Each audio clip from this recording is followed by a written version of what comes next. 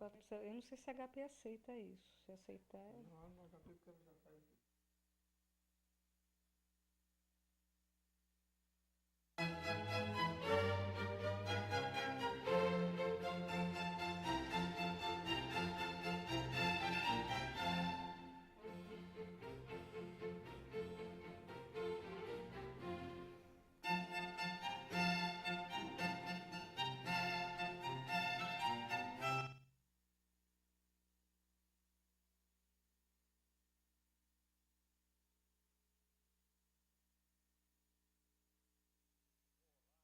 Do Missão Educar, estamos mais uma vez aqui no programa onde a educação é a estrela principal. E você é nossa convidada, nosso convidado. Participe aí pela telinha da UPTV. Mande para nós a sua mensagem, a sua opinião, a sua pergunta, a sua experiência educacional, como educador, como aluno, como pai, como responsável. Nós queremos saber o que você tem aí para nos mandar, para que nós possamos transmitir para todos os nossos teleinternautas. Assim como você vê aqui o que nós colocamos, o que você nos mandar também será exibido. E não se esqueça, nós temos também nosso programa no Facebook, aliás, nosso grupo no Facebook. Entre lá, Missão Educar. Nós temos duas páginas no Facebook. Nós temos uma de participação, onde você pode se inscrever como mais um membro e participar também, e a outra de curtir. Curtindo você vai receber, então sempre que houver alguma novidade, você vai receber no Facebook para você nos acompanhar. E hoje nós teremos um programa sensacional aqui, especialmente para o pessoal da área de educação, mas também para os pais, mas também para os alunos. Por quê? Porque um professor que é motivado por uma carreira estruturada, que recebe o seu mérito reconhecido, que tem um salário condigno, ele produz muito mais. Isso gera qualidade na educação. E a gente até sabe que alguns professores fazem alguns milagrinhos, motivados que estão, mesmo trabalhando em condições que não são tão boas, mas eles fazem acontecer, como nós já vimos aqui em alguns entrevistados que nós já trouxemos no programa. E esse professor motivado, ele rende muito mais e faz até o que não dá para fazer em condições normais. E não se esqueça, nós temos também aqui no nosso programa a participação que você pode trazer ou ter através de e-mail. Se você não quer participar agora ao vivo, se quer participar ao longo da semana, lembrou de alguma coisa, mande seu e-mail para a gente. Nosso e-mail é missãoeducar2012@gmail.com. E agora vamos cumprimentar o nosso especialista, professor Diceu Moreira. Bom sempre, professor. Bom sempre, obrigado pelo especialista, né? Eu não falei em Depois quê, a gente né? acaba sabendo tudo de quase nada e também nada de quase tudo.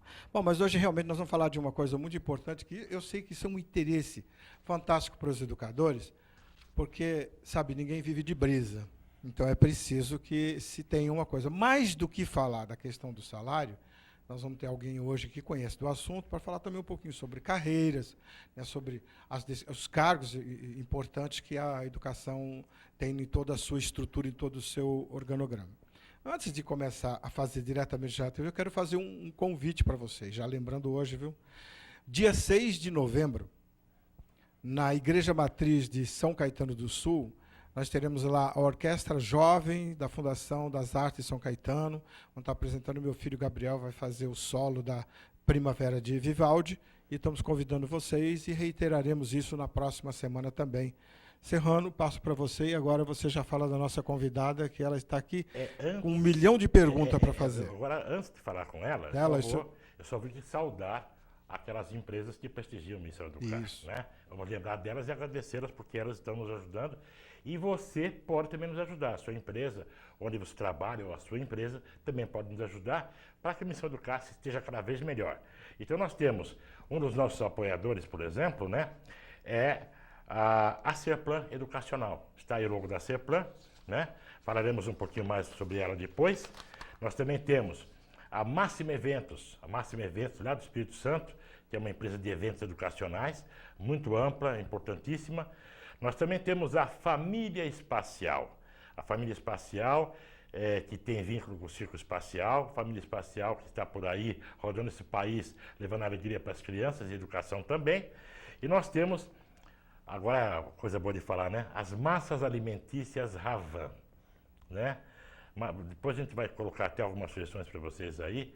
A Ravan é uma empresa que fabrica doces, salgados, massas maravilhosas. E, finalmente, nós temos a Digicad, que é nada mais nada menos que uma escola que provê ensino na área de informática, uma série de áreas de assuntos da área de TI, e também tem educação à distância. Bom, agradecendo já os nossos apoiadores, nós vamos apresentar a nossa convidada de hoje, que é a professora Cristina Seraglia. Boa tarde, professora. Boa tarde, Augusto. Boa tarde, Dirceu. Obrigado pelo convite. E boa tarde aos que nos assistem. Estamos aí para discutir um pouco esse tema tão importante que é plano de carreira do magistério e formação continuada. E você quer falar alguma coisinha do currículo dela? Porque aí, logo em seguida, eu sou o cara que vou aqui aplicar, né, o questionário. Né? Vamos ver se ela está preparada para isso aqui. Eu acho que tem coisa para a gente saber aqui. Então, para quem não a conhece ainda, né, a professora Cristina Seraglia, ela é graduada em Serviço Social e Pedagogia. E é pós-graduada em Saúde Pública, Psicopedagogia e Coordenação de Grupos Operativos. Atuou como assistente social, orientadora pedagógica, diretora escolar nas prefeituras municipais de Ribeirão Pires, Diadema e São Bernardo do Campo, onde também ocupou vários cargos de chefia e coordenação. E aí, então, que ela mexia muito com cargos de salários e carreiras, né? Aposentou-se como diretora escolar pela Prefeitura de São Bernardo no ano passado, 2013. Atua, como todo professor, ele aposenta, mas continua, né? Continua. Ela atua como professora tutora à distância em curso de pós-graduação EAD na Universidade Federal de Lavras. Lavras, olha só, né? Então, essa é a nossa professora. Então, ela está preparada para responder várias perguntas que nós temos que fazer. O teleinternautas também deve estar com essas mesmas inquietações, porque alguém que ocupou tanto cargo ao longo da sua jornada de trabalho tem que conhecer a respeito das estruturas de cargo. Professora, conta para a gente aí como é que o nosso país se encontra nesse momento. Depois a gente faz uma retrospectiva em relação à valorização do professor com esse plano, então, de cargos, de carreira, de salários. Como é que nós estamos com nessa posição atualmente? Pode falar de um modo geral. A gente fala daqui, fala do Brasil, fala de qualquer parte. Né? Bom, nós estamos numa situação paradoxal. Né? Veja bem, a questão do plano de carreira, nacionalmente falando, ele foi instituído apenas em 1996, olha só. Eu estava vendo há isso muito hoje, pouco tempo. Né? Pouco tempo. Através da LDB, né? É uma lei federal, 9394/96.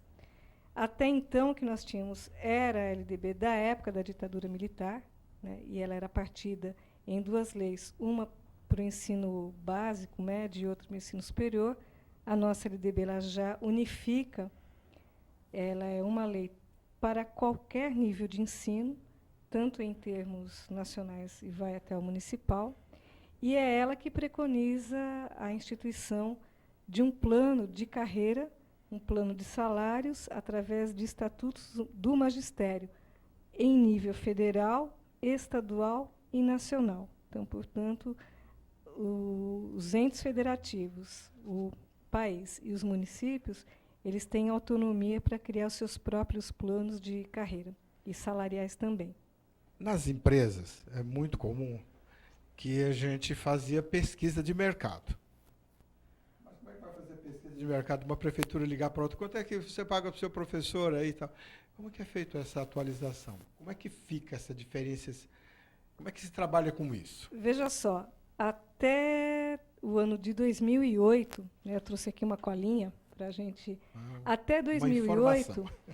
na verdade, para que a gente foge algumas informações, nós temos a Lei Federal 11.738, de 2008, que instituiu o piso salarial mínimo para os professores. Veja bem, só em 2008. É um piso nacional, ele está agora em R$ 1.697,39 para uma jornada de trabalho de 40 horas semanais. 40 horas semanais. Então, veja bem, né, o professor em sala de aula. Todos nós sabemos que um trabalho de qualidade, ele não se faz apenas dentro da sala de aula. O professor, ele precisa preparar uma boa aula, ele precisa pensar individualmente nos seus que alunos. é um trabalho. Sempre, isso faz E aí, parte. não entrou ainda no cômputo dessa questão da descrição do cargo? Você está falando automaticamente de remuneração e cargo, uma coisa não sai da outra. Como é que fica? Isso está acrescentado na descrição do cargo do professor? Felizmente, agora também há poucos anos, com a LDB, ela coloca que a jornada de trabalho do professor deve se compor por horas de trabalho em sala de aula. Então, nessas 40 horas, o professor deve ter uma jornada que ele trabalhará com o aluno, e uma jornada que ele terá tempo de preparar a sua aula, tempo de formação dentro da sua unidade escolar. E isso está remunerado. Remunerado. Cai dentro da carga horária. Isso, felizmente, é uma luta histórica dos professores em nível nacional. Eu vou destacar o Estado de São Paulo. O Estado de São Paulo começa a ter uma luta em relação a essa valorização desde o final dos anos 70, através dos sindicatos APUESP. Então, assim, é muito tempo, né, que o professor espera um reconhecimento da sociedade e dos governos. Se você for pensar de 70 para cá, em termos de tempo, é muito. Agora, professora, já que isso está incluído, volta àquela questão assim. Então, a gente sabe que tem uma lei que institui o piso salarial. Isso. Agora, historicamente, assim, eu esqueço de me perguntar para onde eu vou. Eu esqueço de me perguntar para onde eu vou por uma questão da cidade, ou do local, da região. Essa questão de qual é o piso. Eu não tenho perguntado, mas eu tenho alguns lugares que não tem piso. Então, hoje a lei obriga. Sabe aquela quando eu piso, o piso já acabou? Hoje a lei obriga a que foi dado um prazo, depois de 2008, os municípios tiveram um prazo, agora não me recordo, para se adaptar à nova lei, instituir esse piso salarial para todos os professores das suas redes públicas. Isso eu falo do sistema público de ensino. É óbvio que as escolas que compõem o sistema privado de ensino, privado, aí é outra conversa. Não, lá é semelhante ao que se faz com as empresas. Okay? Mas nós podemos ter aí um trabalho bastante dispar, se nós vamos pensar em termos de plano de cargos e salários e de salários entre os municípios. Bom, aproveitando a oportunidade, a senhora falou de escola particular, né? E o professor dizia que funciona mais ou menos como empresa. Nós falaremos agora de um dos nossos apoiadores, que é a Serplan, né? A Serplan, ela justamente ajuda as escolas a se gerenciarem, né? E isso também envolve, olha, a Serplan, nós temos com o DNA da educação. A Serplan é uma empresa de gestão que ajuda as escolas, ensina as escolas a se gerirem para que possam realmente fornecer um serviço de qualidade, né? E aí envolve professores, envolve equipamento, uma série de coisas.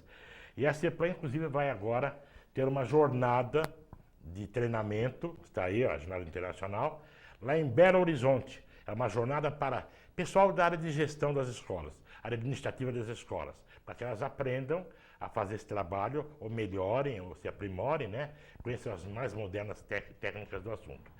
Isso vai ser, então, lá em Belo Horizonte, de 4 a 7 de novembro.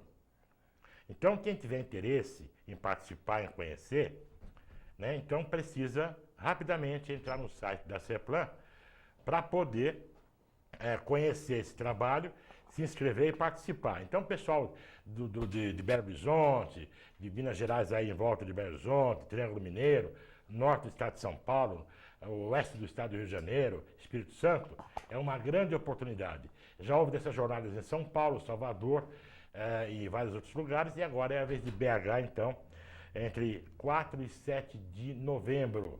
Procurem lá, vamos mostrar agora o site da Serplan, que é muito fácil, porque é só a palavra mesmo, a Serplan, né? .com.br, e você, então, vai poder conhecer esse trabalho e participar. E isso aí é um quadro que mostra que a Serplan já ganhou, neste ano de 2013 e 2014, ela ganhou 12, 13 e 14, 3 prêmios top de educação pela sua qualidade. Então, agora voltando à nossa entrevista, né? Eu pergunto à professora, Esses planos de carreira, que envolvem, obviamente, a motivação do profissional, né? Ele tem que ter uma ambição de melhorar na carreira dele, de se desenvolver, não só financeiramente, até por uma satisfação pessoal mesmo, né? Isso tem uma amarração com a formação continuada, ou deveria ter. Isso funciona realmente aqui no Brasil? Olha, funciona em alguns lugares, sim. Né? Posso dizer que nós temos São Paulo, que tem a prefeitura municipal, existe ali um plano de carreira bastante interessante. Algumas outras cidades aqui da região do ABC também. Existem estados, né, estados do Paraná, que tem, Minas Gerais, que tem uma posição mais sólida em relação aos seus planos. O que eu poderia dizer? É desejável que os planos de carreira eles priorizem a formação, exijam que o profissional em educação busque sempre melhorar na sua formação. Isso é fundamental para o professor, para o técnico, né, seja diretor de escola, seja técnico. Porque ele entra nessa questão assim. Tá. Não adianta nada você falar em cargos ou salários se você também não tiver... porque a carreira, ela em si, ela está lá enumerada. Primeiro degrau você entra aqui, segundo degrau passa para cá. Mas para eu subir esses degraus, eu preciso me preparar. Eu preciso estar preparado. Daí, a educação continuada, que foi até uma das coisas que quem primeiro começou foi a saúde, né, que foram a de enfermagem, ela passa a ser fundamental para atender esse pré-requisito da estrutura de cargos, de carreira. Como eu ia dizendo, em um certo momento da história da educação, nós tínhamos os planos de carreiras voltados apenas para a temporalidade. Quer dizer, o profissional ascendia no seu ganho salarial com o tempo de serviço. A partir da década de 80, começou a se pensar em que ficou evidente, né, baseado em experiências internacionais, que a qualidade do ensino público estava altamente vinculada à questão da formação do profissional. E aí entra um outro aspecto que assim, é muito cruel, é paradoxal, porque foi exatamente a partir da década de 80 que o salário dos professores das redes públicas, principalmente São Paulo é um exemplo clássico, começou a decair. Então, nós tínhamos, os profissionais da educação, até a década de 80, tinham uma outra possibilidade salarial e isso foi se perdendo. Em paralelo a isso, os cursos formativos eles foram tendo um aumento, são caros. E os profissionais começaram a perder a sua capacidade de investir na própria carreira, buscando cursos de formação. E aí passou-se a um outro tipo de reivindicação, que era que os entes que os contratavam, o Estado, o município, passassem a oferecer a formação continuada num plano de qualificar a educação oferecida para... E aí entra a LDB, em 96, que amarra todas essas reivindicações históricas da categoria, e aí obriga que estados e municípios tenham os seus planos, valorizem e tenham uma formação continuada, consolidada e oferecida aos seus profissionais. Mesmo porque não estamos falando somente aqui do aspecto pedagógico, nós estamos falando da escola, de uma secretaria como um todo, onde tem os mais diferentes cargos. Profissionais. A lei abrange tudo isso. Exatamente. E alguns deles dá até para se fazer alguma referência de pesquisa, ou a lei abrange professores e todos da escola? Então, aí existe um paradoxo. A LDB, quando ela fala em valorização, ela amarra aos cargos do magistério. E os cargos do magistério, hoje existe uma leitura diferenciada em alguns juristas, que entendem que somente o professor é que tem direito a isso, outros que englobam nas carreiras do magistério os diretores e os técnicos. Quer dizer, isso também ainda é uma discussão, por mais que a LDB tenha isso bastante claro, na minha opinião, né, se a gente lê o artigo, se eu salvo engano, é 64, ele diz exatamente quem é da carreira do magistério que tem que ser priorizado no estatuto. Há alguns lugares, né, algumas prefeituras, algumas redes, que, além de valorizar o profissional que atua como professor ou como diretor valoriza também os demais profissionais que atuam na escola na parte administrativa, na parte de apoio ao professor, enfim, ao funcionamento da escola. Ok. Parece que temos aí alguma colocação. Nós acabamos de receber uma bronca aqui, viu, professor? Muito Né? bom. Uma bronca de um teleinternauta, que é o Gilberto dos Santos. Gilberto, muito obrigado pela sua participação. Ele é Gilberto dos Santos, mas ele é de Praia Grande. Bom, Ele Santos Praia está por ali. Ele fala assim, o programa está muito interessante. Tenho muita curiosidade do que pode sair dessa entrevista. Aliás, aí vem puxão de orelha, sinto muito falta do sorteio dos livros do professor Disseu. Abraços. E eu aproveito agora, então... Precisa fazer de novo, né? Já tá bom, tá? Nós vamos voltar. Nós vamos se estruturar e vamos voltar a fazer de novo. A gente vai daqui a pouquinho voltar a esse tema que o Gilberto está gostando tanto, e acho que muita gente também. Esse tema dá muito pano para manga realmente, né? Vamos falar então agora também da Máxima Eventos, que é mais um dos nossos apoiadores, né? É a Máxima que tem, então, vocês estão aí, eventos de formaturas, né? É a Máxima lá do Espírito Santo, e ela tem o grande congresso dela, que é o Conhecer, que já está com inscrições abertas aí para 2015, acabou de ser realizado agora em setembro de 2014 com um amplo sucesso, né? E também nós temos na Máxima a Escola de Palestrantes. A Escola de Palestrantes, ela acontecerá agora em novembro, né? Estamos vendo até na tela aí, ela vai ser no dia 28 e 29 de novembro, lá no Espírito Santo. Então, quem quiser, quem acha que pode se desenvolver como palestrante, quer saber como é que está, quer aprender mais alguma coisa e poder, então, levar suas mensagens à frente, entre lá no site da Máxima e você vai ver, então, a Escola de Palestrantes, e quem está nos representando isso aí é o professor Vicente Falcão, diretor da Máxima Eventos. Então, você pode entrar lá no site da Máxima, que a gente vai colocar na tela para você aí. Esse é o Congresso Conhecer que eu acabei de falar agora, né? Que já está com as inscrições abertas. Você pode entrar no conhecer.com.br ou então no próprio site da Máxima, que é o Máximo, está aí na tela para você, é o máxima.art.br. Vai lá que você vai gostar muito. Então, agora, só uma coisa que me veio à tona, né? O professor Disseu Moreira, todo mundo sabe, que o que ele mais faz, viajando pelo Brasil afora, né? Ele não para. É justamente participar de formação continuada de professores, de diretores, de equipe pedagógica, né?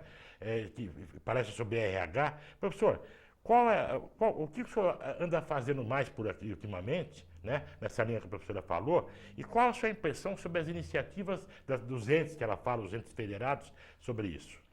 Olha, a minha experiência, professora, muitas vezes eu reclamo, pessoal, falo assim, olha, um congresso, uma palestra nada mais é do que você semear algumas ideias, porque a capacitação tem um aprofundamento, uma capacitação continuada, um treinamento cultuado, a educação continuada, tem um aprofundamento daquela temática.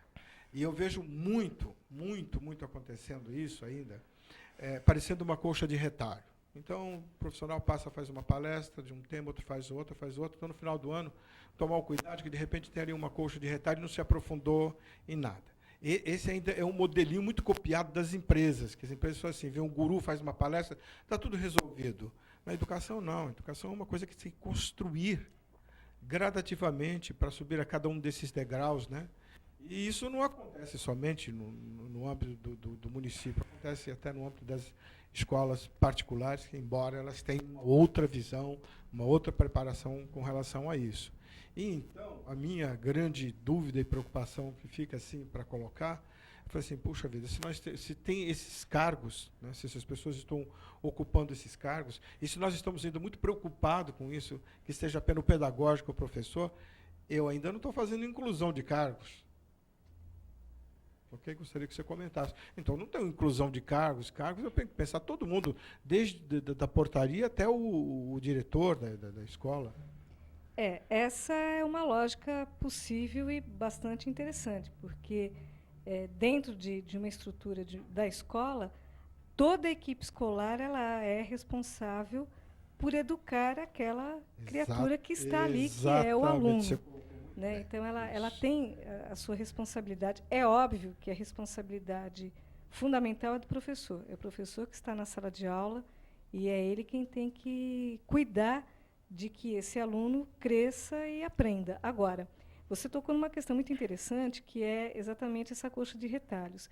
Nós aqui, a formação nossa, né, como profissionais da educação, também perdeu qualidade, né? Os cursos, infelizmente, nesse país, houve uma supervalorização de alguns cursos em detrimento de outros. Pedagogia foi um curso altamente desvalorizado,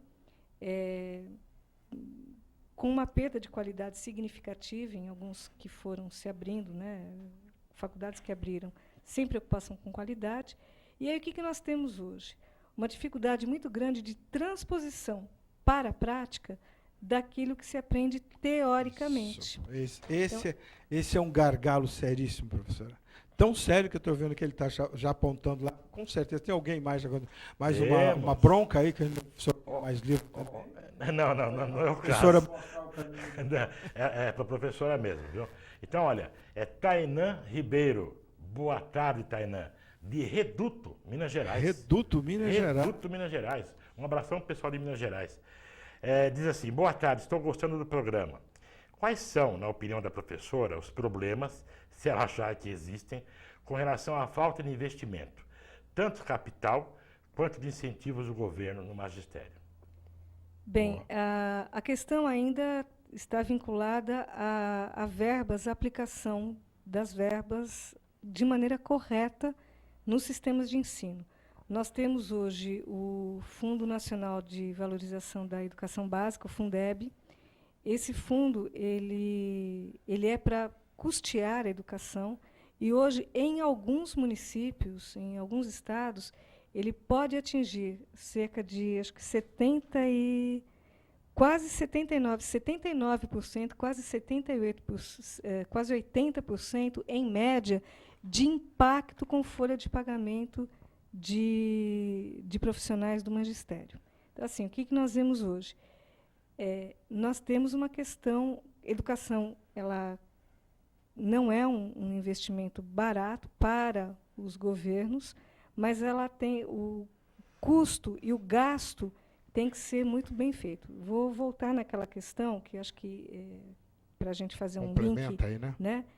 Qual é o problema? Por exemplo, a transposição da teoria para a prática. Não adianta os governos investirem em formação continuada se depois cada profissional, cada escola e cada secretaria não tiver um bom plano de checar o que acontece com essa transposição, se está havendo de fato a transposição. Na mosca. Porque se não há transposição, se eu vou para um congresso e sou custeada pela prefeitura que me contrata, eu vou ao congresso como profissional, participo dele, não volto e não transponho isso para a prática da escola, nada valeu esse investimento que ocorreu na minha formação. É isso, professora, aqui no segmento eu quero lhe fazer uma pergunta, uma colocação e pergunta em cima disso. Importantíssimo o que você está falando. Aliás, esse é quase que um tema de uma palestra, mas eu vou aproveitar porque você, com essa experiência, vai nos esclarecer. Diga, meu jovem. Então, agora nós vamos falar de um outro colaborador nosso, apoiador nosso, muito interessante, que é a Família Espacial. Está aí a Família Espacial, que é uma atração teatral que está percorrendo o Brasil aí. A Família Espacial é um lançamento recente que tem vínculo com o Circo Espacial, que aqui o pessoal de São Paulo, da Grande São Paulo, todo mundo conhece. E uma notícia para todo mundo aqui. O Circo Espacial virá para o ABC no dia 29 de novembro para uma temporada de alguns meses aqui, na nossa região. E nós vamos, então, a partir do programa da semana que vem, a gente vai sortear sempre 2 pares de ingressos, para que você possa ir e levar a sua criança, né, e tudo mais. O ingresso não inclui a criança. Você pode ir, o casal, por exemplo, levar uma criança, né? Ou o irmão ou irmã levar uma criança. A criança, ela vai junto. E a Família Espacial, que é um grande sucesso, eu convido vocês a entrarem no Facebook, para vocês conhecerem melhor a Família Espacial e acompanharem, né, a programação. Eles estiveram na semana passada em 3 cidades de Minas Gerais, fazendo apresentações teatrais. Então você entra lá no Facebook Família Espacial e acompanha. E olha, tem muito mais novidade. Tem aplicativo, tem brincadeira, tem jogos. É muita coisa que a gente vai falando aqui aos pouquinhos para você conhecer melhor, ok? Ok. Então, professor, eu gostaria de retomar essa questão que você falou aí, da questão da um conhecimento adquirido, uma informação adquirida e como é que ela é viabilizada. Eu vou falar para você de uma experiência empresarial que, consequentemente, não é muito diferente. Que sempre foi um grande problema para as empresas, que continuam sendo até hoje, para as escolas particulares, elas trabalham também nesse nível, que é exatamente o seguinte: é gasto ou é investimento? O governo está gastando dinheiro com a educação ou o governo está investindo? Quando uma prefeitura gasta um dinheiro para os seus professores participar de uma capacitação, é um gasto ou um investimento? Esse foi sempre a coisa, porque se mede, acaba se medindo muito isso em termos também financeiro. Mas aí nós chegamos nesse ponto, senão daqui a pouco nós vamos do professor, vai ter absorvendo tanto conhecimento, ele adquiriu 10 e não colocou nenhum em prática. Mas aí entra uma corresponsabilidade, que é assim: o professor que foi se capacitar, mas quando ele volta, a estrutura onde ele trabalha tem que estar capacitada para acompanhar e verificar se aquilo que ele foi capacitado, ele está viabilizando. Não os congressos, que os congressos são verdadeiros semear de conhecimento para que depois, puxa, eu estou precisando daquilo. Então, eu gostaria que você complementasse em cima desse assunto tão importante que você tocou aqui. Não, então, é paradoxal mesmo. É um gasto quando os sistemas de ensino, quando as secretarias, quando os diretores de escola, quando as equipes escolares, quando o professor não se preocupa em fazer um planejamento a partir daquilo que ele aprendeu e colocar em prática aquilo que, em tese, foi investimento. É investimento quando tem uma estrutura eficiente de checar na prática. Ótimo, e a prática professora. no quê? Na aprendizagem do aluno. Qual é o resultado, o que está impactando na aprendizagem do aluno aquele investimento? Porque se não impactar Aí é gasto. positivamente, é gasto. É gasto. E aí, muito boa a sua definição. Só muito para boa. responder Mas, a questão de que o nosso colega perguntou agora há pouco, o que existe de problema? São que os sistemas de ensino, as prefeituras, os estados, às vezes gastam mal. Por exemplo, o que eu digo sempre, em educação pública, nós temos que ter a perspectiva de Estado e não de governo. Muitas vezes, os governos se sucedem e, por uma questão ideológica apenas, eles descartam boas experiências que o anterior estava praticando. Esse é um outro gargalo da educação. Isso é gasto, não é investimento. É gasto. Porque isso é gasto uma deles, verba não é gasto da pública, educação. Exato, mas é uma verba nossa, da população, que está sendo desperdiçada com a descontinuidade de programas que são bons. Está aí outro assunto que você tocou, que seria mais outro programa. Mas, de qualquer maneira, parece que nós temos aí uma participação. Nós temos, é muito diferente essa participação aqui, mas, de qualquer maneira, eu acho que a professora falou uma coisa muito interessante, complementando o que você falou antes, que é o que é gasto e o que é investimento, né? O bom gasto, ele é um investimento. E o mau investimento é um gasto. É um gasto. E aí não adianta falar, nós gastamos bilhões e milhões. Depende de como se gasta, né? Às vezes você gasta pouquinho, mas gasta bem gasto. É que você né? falou, nós gastamos, ninguém falou nós investimos. Exatamente. Então essa participação aqui é a Letícia Paiva de São Paulo. Letícia, a sua participação é interessante, porque justamente o Guilherme já está preparando lá, que eu vou falar daqui a pouquinho da Ravan, e ela pergunta assim, olha, gostaria de receber o e-mail, por e-mail o endereço da Ravan, Massas Alimentícias. Pois já ouvi falar da marca, porém não encontrei o site. E o endereço da internet, parabéns pelo programa. Obrigado parabéns pelo programa, agradeço aqui em nome da nossa bancada. Então a gente vai falar da Ravan agora, é que você pensou que é Raivan, mas não é Ravan, olha. Se você entrar lá na internet e colocar www.ravan.com.br, como está aí, você já vai encontrar e você vai ver coisas maravilhosas, como essa que a gente vai mostrar agora aqui, ó. Dá uma olhadinha. Olha que macarronada deliciosa, né? Com molho de tomate em cima e tudo mais. E tem mais coisas aí, ó. Tem os salgadinhos, né, também. Tem mais o quê? Olha que maravilha de mesa essa, né? São coisas que a Ravan faz. E a Ravan, ela tem loja aqui em São Paulo, no Ipiranga, na Vila das Mercês, e também na Vila Santa Catarina. E ela também tem a loja virtual. Então, se você entrar lá no ravan.com.br, ou então pode entrar também na Ravan no Facebook, e você vai conhecer essas delícias e vai saber como comprar pessoalmente e como encomendá-las. Bom, depois dessa coisa maravilhosa que nós vimos aí, né, professor? Vamos voltar ao nosso assunto aqui. Vamos, já ficamos aqui quase que babando, né, professora? Porque aí vou deixar você continuar com o seu raciocínio, professora, que isso é uma questão muito séria, você colocou outra segunda, que é a descontinuidade. A pessoa fala, nas organizações tem descontinuidade, nas empresas tem. Mentira quem falar que não tem. Tem, porque chega um diretor, porque acha que eu saí de lá por causa do diretor, vem porque quer mostrar serviço. Infelizmente, a maioria dos que assumem as posições acha que mostrar serviço é, por exemplo, interromper aquilo que você implantou que vinha continuar. Isso é terrível. Nas empresas tem bem menos. Mas nós temos muito isso. A educação sofre muitos conceitos, que você falou muito bem.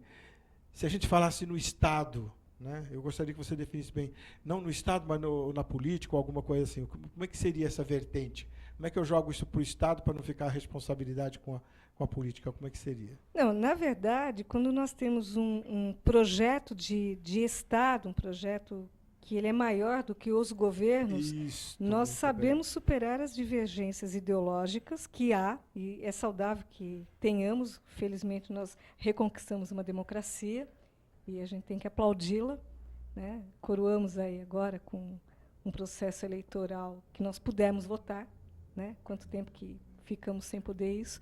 Mas os governos, eles têm que ter em mente que o anterior pode ter tido acertos e erros, mas esses acertos que efetivamente todos praticam, todos, não há um governo que apenas erre, eles têm que ser olhados na educação com cuidado, porque eles têm que ser continuados, porque foi verba pública investida.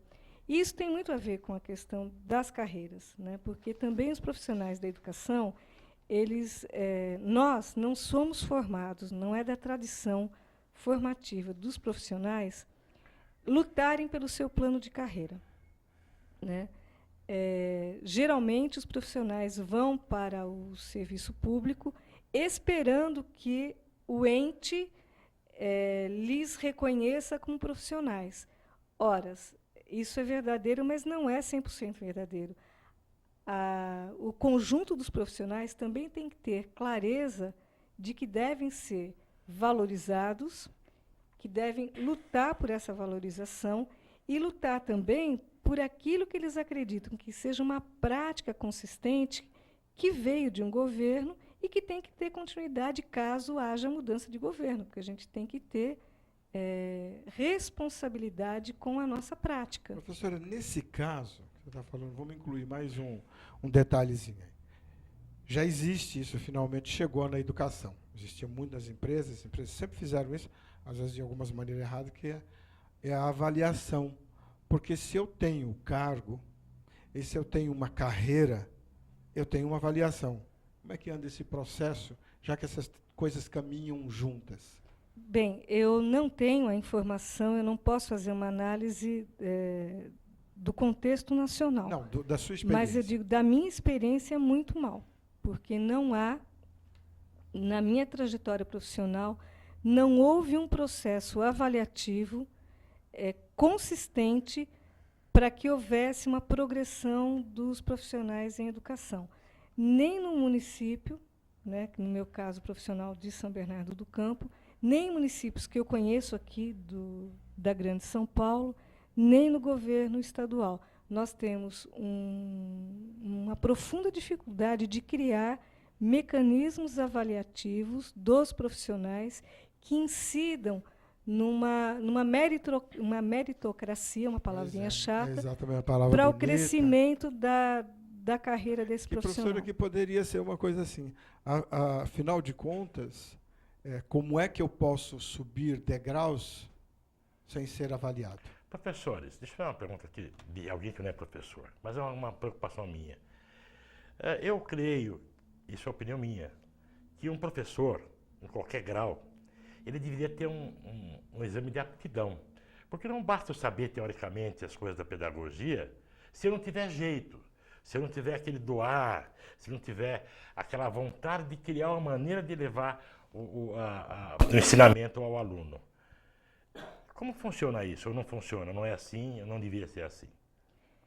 Bem, não funciona. Na verdade, eu vou falar da minha experiência do serviço público, que é onde eu optei ser profissional por questões ideológicas, políticas.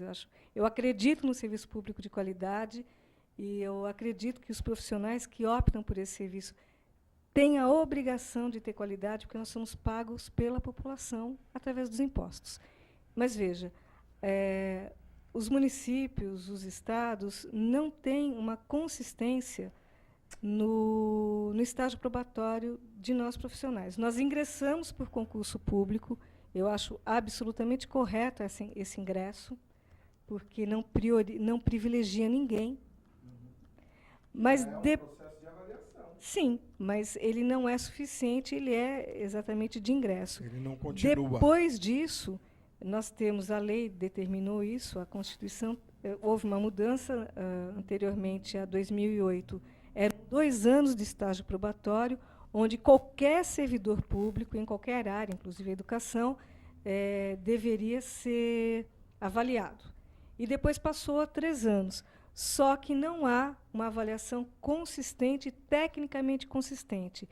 E, muitas vezes, a avaliação se dá muito mais por critérios pessoais, né, por critérios de, muitas vezes, até persecutórios, totalmente subjetivos, do que realmente por uma questão de mérito, de competência. Isso que o Augusto trouxe é fundamental. Não basta ter o desejo de ser um professor, ou de ser um diretor, ou de ser um técnico, orientador.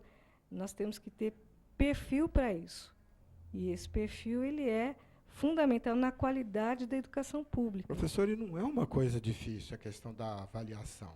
Primeiro, você tem 2 caminhos da avaliação. Uma é que eu tenho que aprender que, constantemente, eu tenho que, em primeiro lugar, me avaliar. Não vou esperar você me avaliar. Eu tenho consciência da descrição do meu cargo. Eu tenho consciência das minhas responsabilidades. Estou falando de uma maneira geral. Se eu tenho essa consciência, então, com certeza, eu até posso chegar para você, olha, eu precisaria, né, me capacitar em alguma coisa que eu não estou tão preparado para isso. Então, existe uma coisa que é sempre assim.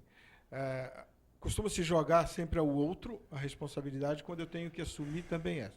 Mas, por outro lado, introduzir uma avaliação de desempenho não é bicho de 7 cabeças, as empresas fazem. Então, por que nós temos avaliação de tudo quanto é jeito e nós não temos avaliação de um processo de carreira? Nós avaliamos tudo, avaliamos uma criança desde pequenininha, nós temos vários níveis de avaliações, com vários nomes, inclusive diferente de um estado para o outro, pode até ter do município ter a sua avaliação. Poxa, nós que somos nós profissionais ali, não somos avaliados. Então, eu vou deixar uma pergunta para você depois do nosso próximo patrocinador, que é o seguinte: eu sou um professor, encontro com você e pergunto, escuta, Cristina, eu vou entrar como professor, até onde eu posso chegar? Boa pergunta, hein? Vamos ver, então. Vamos falar, então, agora da DigiCAD. DigiCAD, como eu falei agora há pouco, é uma escola que você vai conhecer já no filme da DigiCAD, tem aí o logo da DigiCAD. Ela é educação à distância e educação em TI, presencial e à distância, para pessoas e para empresas também. Vamos ver, então, conhecer um pouquinho melhor como é a DigiCAD. Se você busca ampliar o seu conhecimento em tecnologia, conte com a DigiCAD. São 21 anos de experiência, oferecendo os melhores cursos nas áreas de computação gráfica, TI, formação Office e gerenciamento de projetos. A DigiCAD capacitou mais de 32 mil pessoas e já atendeu mais de 700 clientes corporativos, mantendo padrão de excelência e constante inovação. Nossa equipe de instrutores é formada por profissionais que utilizam tecnologia no dia a dia, transmitindo aos alunos dicas práticas, informações de mercado, além de ensinar a melhor forma de utilizar cada ferramenta. Contamos com estacionamento próprio, laboratórios climatizados com computadores atualizados, sistema de projeção ou TV de alta resolução para os alunos acompanharem passo a passo cada conceito. Em todos os cursos, os alunos utilizam material didático detalhado e sistematicamente atualizado. A DigiCAD é um centro de treinamento autorizado da Autodesk, parceiro técnico Microsoft, e conquistou pela excelência do seu serviço a certificação ABNT NBR ISO 9001-2008. Acesse o site, ligue ou faça uma visita. Nossa equipe lhe dará a melhor orientação para atender suas necessidades de treinamento ou de sua empresa, em turmas regulares, individuais, fechadas ou em company. Invista em conhecimento. Escolha a DigiCAD. Precisando, vai na DigiCAD. E olha, gente, nós estamos agora já no finalzinho do programa, né? A entrevista está maravilhosa, caberia também em vários programas, como algumas que nós já tivemos anteriormente. Eu só vou lembrar vocês que na próxima segunda-feira teremos aqui um programa especialíssimo, com entrevistas, várias entrevistas e registros do professor Diceu Moreira, feitos em vários lugares do Nordeste, especialmente, né, professor? O senhor vai falar de quem nesse próximo programa? Tem várias coisas lá. Nós temos entrevistas feitas em Fortaleza, nós tivemos depois entrevistas feitas em Petrolina, em Juazeiro, depois o trabalho todo com as crianças com o livro Eletrãozinho. Talvez até a gente venha ter algum material de Angola, do nosso amigo lá, o Abias, tem trabalhado lá na província de Lubango e do Namibe, com o livro. Então vai ter bastante material em cima disso. Ok, então, agora vamos dar todo o nosso tempo possível à conclusão da professora. Professora, bem rápido, eu sei que é uma escadazinha aí. Se eu sou professor e te falo isso, o que você diria para mim? Olha, Onde pode chegar? Eu lhe diria que você pode ir muito além do que você imagina quando você olha para uma criança, para um aluno. Ele tem muito mais capacidade do que aquela que você atribui. A gente precisa perceber que a realidade ela é muito mais complexa e desafiadora do que a teoria. E ela anda mais rápido do que o conhecimento. Então, nós temos que sempre buscar novos conhecimentos. O professor ele tem que chegar a quê? Fundamentalmente, a que a criança aprenda, a que a criança construa conhecimentos, que ela acesse conhecimentos historicamente construídos e que ela desenvolva saberes. Se o professor chega a isso, ele fez a parte social dele muito bem feita. muito bom, ótimo. Ou seja, veio aí a máxima da nossa frase aí ou não? Com ou temos certeza. alguns comentários do Augusto Serrano, grande jornalista, que nunca fala, né? Ninguém sabe quase que o não cara é um falo, jornalista. quase não falo, né? Um grande jornalista aqui presente, teve a ideia do programa Missão Educar, e aí fica escondendo um pouco o jogo também. Mas Me diz. realmente, nossa missão é educar. Então, nós trazemos professoras aqui, como a professora Cristina, e tantos outros que passaram por aqui, que passarão ainda, né? Nós nos ficamos muito satisfeitos, porque essa é a nossa parte. É verdade. E o senhor está aqui, trabalhando conosco todas essas questões e trabalhando pelo Brasil afora, como eu falei agora há pouco. Vamos mostrar no próximo dia 3 de novembro, não percam, entrevistas sensacionais. Então, agora nós vamos dar à professora as suas considerações finais. Vamos colocar o e-mail dela, ela não permitiu, mas eu vou colocar aí no ar. Quem quiser conversar com ela um pouquinho mais sobre esse assunto, eu sei que ela vai ter imenso prazer, ela é uma apaixonada por educação também, ela vai ter imenso prazer em responder. Né? Professora, quais são as suas considerações finais? Bem, o que eu digo a todos os companheiros, né, companheiras de profissão, é que não se vitimizem. Nós somos desvalorizados, sim, mas nós temos que sair do papel de vítimas e passar para o papel de protagonistas. Cobrar o que é de nosso direito, está na lei. Então, conheça a lei, conheça a LDB, conheça o seu Estatuto do Magistério. Não espere que alguém lhe dê alguma coisa. Vá atrás do que é seu direito. Porque só assim que nós recuperaremos, aliás, o nosso respeito e os nossos direitos como profissionais bem remunerados. E digo que nós temos que também reconhecer que, assim como em qualquer profissão, a nossa profissão há aqueles que são empenhados, interessados, e há aqueles que não são tanto. Nós temos que sair dessa posição de vítima e de uma posição de corporativismo. Nós temos que ser profissionais politicamente atuantes, conscientes do nosso papel social e empenhados em mudar, em transformar esse país através da educação. Eu agradeço ao convite de todos e agradeço também as perguntas que foram feitas e a paciência de vocês em me ouvir. Boa tarde. Então, nós não colocamos o e-mail ainda na tela, mas vamos colocar já já. Enquanto isso, o professor Diceu Moreira está aí esperando a casa de todo mundo, né, professor? Para a gente fazer um comentário em cima, inclusive, das coisas que foram faladas aqui, extremamente significativa, Quando você Apareceu, apareceu, só chamar lá, nosso a internauta. Cristina lá. É o nome dela O completo. pessoal vai cobrar o plano de carreira para Cristina. @id.com.br. Há uma correçãozinha. É um R só, senão não chega. Ah, um R só, né? É da mesma forma foi que bom um que você número viu. de telefone. Um R só. Cristina Seraglia com R só. Okay. Mas Serrano, a professora falou uma das coisas quando eu perguntei se eu sou professor começando hoje, onde é que eu posso chegar? E ela acabou me dando uma resposta daquilo que o professor José Luiz, que esteve aqui na semana passada, falando de reorganização neurológica, e que uma das metodologias da escola dele chama a metodologia do amor. Né? Então, quando você pega assim, você fala assim, desde que o professor vem e olhe para a criança, então aí tem a frase, a famosa frase que nós terminamos no programa, nós escolhemos essa frase, o homem não é sábio porque sabe, ele é sábio porque ele ama. Nós temos aí uma coisa que é assim, o professor tem que ter essa sabedoria, mas uma sabedoria ao lado, é o pensar ao lado do coração, para que ele estabeleça esse vínculo, porque a coisa mais linda que existe é o vínculo que um professor estabelece com uma criança, que nasce dali uma coisa básica, que vai se chamar mais tarde de cumplicidade entre os dois. É quando a criança olha e se entrega e realmente a grande parte das dificuldades dela são transformadas. Mas para isso precisa ter o olhar que você falou. Eu tenho que chegar lá e sentir, olhar para uma criança e saber que é muito mais do que aquilo. Que é uma palavrinha que tem no meu livro Namastê, que as crianças gostam muito, até numa escola lá perguntaram, mas o que é isso? Ninguém fala mais bom dia aqui? Uma escola lá em Juazeiro?